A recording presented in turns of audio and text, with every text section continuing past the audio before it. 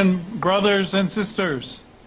في مشهد مهيب ومن قلب الجزائر، وتحديدا من مقام الشهيد، هذا المعلم الذي تختزل فيه ذاكرة التضحيات، خرجت رسالة عميقة تتجاوز الكلمات إلى المعاني.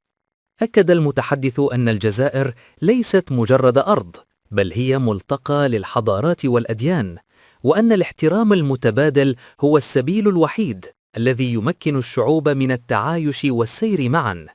ولم يتوقف الخطاب عند هذا الحد، بل شدد على أن قوة الجزائر لا تكمن فقط في جذورها التاريخية، بل أيضا في طموح شبابها وفي قدرتها المستمرة على الإسهام في تحقيق الاستقرار وتعزيز الحوار، سواء داخل محيطها الإقليمي أو على ضفتي البحر الأبيض المتوسط. ثم تعمقت الرسالة أكثر، أوضح أن لكل شعب تراثه الخاص، غير أن الجزائر تمتلك رصيدا فريدا من الإيمان والقيم كان له الدور الحاسم في صمودها خلال الأزمات، ولا يزال يرسم ملامح مستقبلها. فالشعب الذي يحمل الإيمان يمتلك الغنى الحقيقي. ومن هنا برز التحذير: العالم اليوم بحاجة إلى رجال ونساء مؤمنين متشبثين بالعدل والوحدة، لا إلى من يلهثون وراء مصالح زائلة تفسد القلوب وتزرع الفرقة والصراعات. وطرح سؤالا جوهريا: ماذا ينفع الإنسان لو ربح العالم كله وخسر نفسه؟ سؤال يتجاوز الزمن ويخاطب إنسان هذا العصر في عمق واقعه. ومن مقام الشهداء كانت الرسالة أوضح: الحرية ليست إرثا يسلم، بل خيارا يتخذ كل يوم، ومسؤولية تصان بالتضحيات.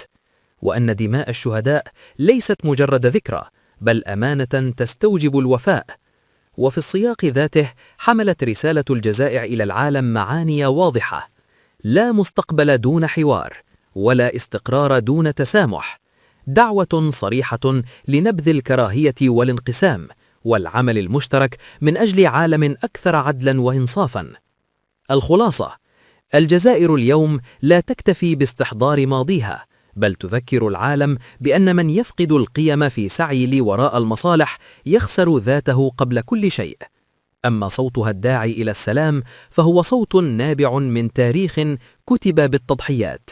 قبل 2000 سنة: ماذا ينفع الإنسان لو ربح العالم كله وخسر نفسه؟ إنه سؤال أساسي للجميع، وقد أجاب عنه الذين سبقونا ويكرمون هنا. لقد فقدوا حياتهم، بل بذلوها حبا لشعبهم.